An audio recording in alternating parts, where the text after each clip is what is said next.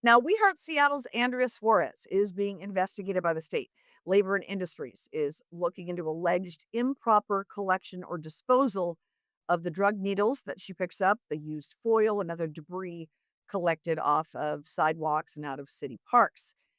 Mind you, this is the same drug paraphernalia that Seattle King County Public Health and other public health agencies across the state actually give to drug addicts so that they have clean needles, so that they have clean foil, so that they have tourniquets for their arms, so that they have Narcan should they overdose or need to save another fellow drug addict in an overdose. But nonetheless, the Division of Occupational Safety and Health, OSHA, opened a case against Andrea late last month. And they gave her at the time just 2 days to produce a bunch of safety documents that they wanted. So here was We Heart Seattle's video post on X, which caught our attention. Somebody has taken the time to report We Heart Seattle for improper handling and collection of hypodermic needles and fentanyl paraphernalia, and the state of Washington has served me paperwork. I am under investigation for improper handling of drug paraphernalia in the city of Seattle. I have to provide accident prevention program, training materials for bloodborne pathogens, training logs, safety meeting minutes. We come out here as volunteers and do a service to the city, and I'm supposed to now produce disciplinary records?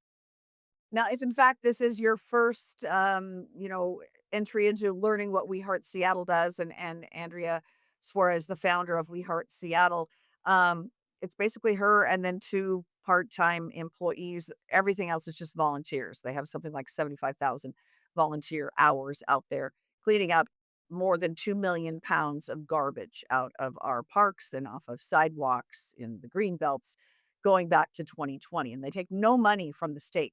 They're entirely funded off of donations. And they also help people get off the streets and into recovery.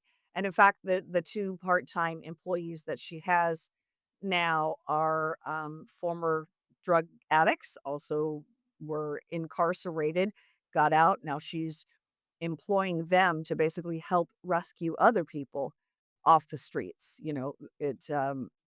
There's nothing like, the story of a recovered addict, recovered someone out of incarceration to potentially convince somebody else that it's that their life has value and that it's worth the fight.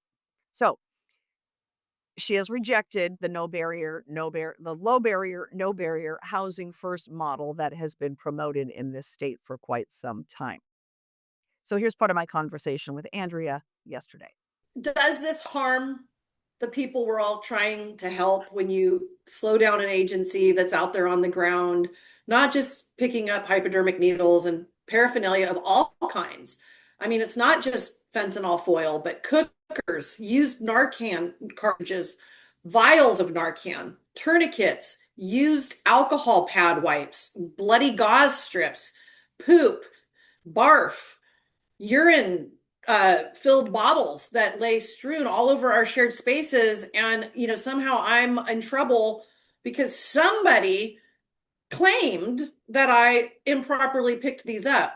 And that is an egregious overreach. The state should have looked at this as a much bigger lens and went, let's see, one employee, bunch of volunteers, kind of has an activist vibe to the organization.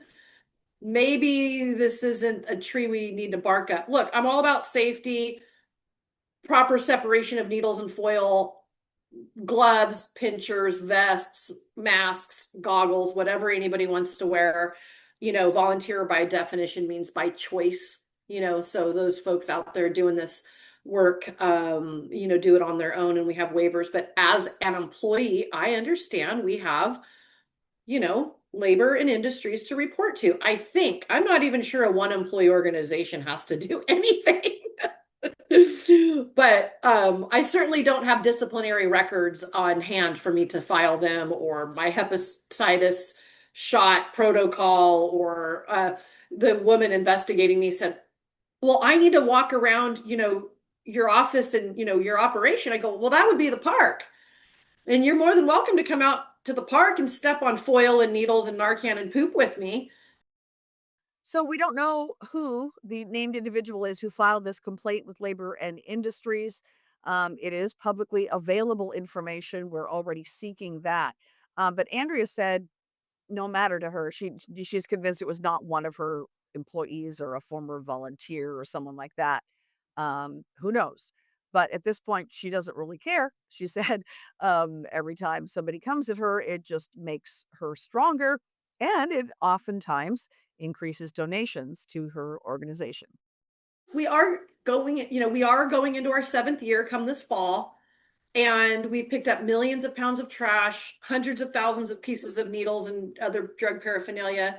And thank God we, you know, are safe, and don't have any kind of record where we're running people off into the ER room because they've, stepped on something sharp and dangerous. And I expect everybody to, go to the doctor and sign a waiver that says they've got their proper shots and immunizations if they believe in them and everything else. So um, but yeah, it's the overreach, like the big government picking on the little one woman operation that has organized 75,000 hours of volunteers, and we look like a multi-million dollar organization because of what we do, and because we do make a nickel scream, and because we don't have red tape and bureaucracy that slow us down. We're so effective. So um I was asked earlier if I think that maybe one of the temporary workers, or, one of somebody, legitimately turned us in. And I said, not with any bone of my body do I think somebody that's a regular with us. I mean, we have a very small team. That's the whole point. And say, hey guys, is there any issues today? Anything we can improve on with, we did add a couple more people to go get the bloodborne pathogen training for $40. I mean, gosh, I think every single human being walking through the streets of Seattle should probably get a bloodborne pathogen certificate on how to handle, what's out here right now. Narcan cartridges and vials full of medicine to reverse overdoses. And this is the biggest kicker for anybody listening that doesn't know this. Our county Department of Health hands out the foil, the cookers, the tourniquets, the needles, and everything that we're trying to do to clean this up. They are handing it out with nothing inside that kit on where to dispose your used needle or your used foil. It just ends up on the ground like another piece of litter, So I am going to file an L&I claim against a lot of people today in the next 48 hours Okay. because we need to raise the bar. And there's a lot of people out there picking up needles and foils. And if I'm doing it wrong, maybe everybody else is too. And let's improve the system and make it safer for all. I did receive a response back from Labor and Industries and Matt Ross. He emailed this to my question about the complaint. We'll put this up. He says any organization using employees to handle used sharps, the needles, is required to follow the same set of basic rules to protect their workers. Generally speaking, they must have documented programs for accident prevention, documented program for preventing exposure to bloodborne pathogens. And Andrea says they all do that, and workers who have access to and use personal protective equipment appropriate to the work. Now, we'll see what comes of all this. Of course, with the hundreds, it's probably thousands of volunteers that have helped her out over the years. There might have been a volunteer that didn't go through the safety protocols required before they went out to help clean up the drugs and the paraphernalia. But again, these are volunteers. So whether or not Andrea would have had to put them through some kind of training before they went out, other than just give them, a quick what's for before they go out. Here's how to be safe. Here's your gloves. That remains to be seen. So where this goes remains to be seen. It's kind of like with the PDC complaint. We're not really sure what sort of enforcement mechanism will be on the other end. There could be some fines levied against We Heart Seattle. We don't know. They could also just say, this is our expectation for how you adjust your protocols internally.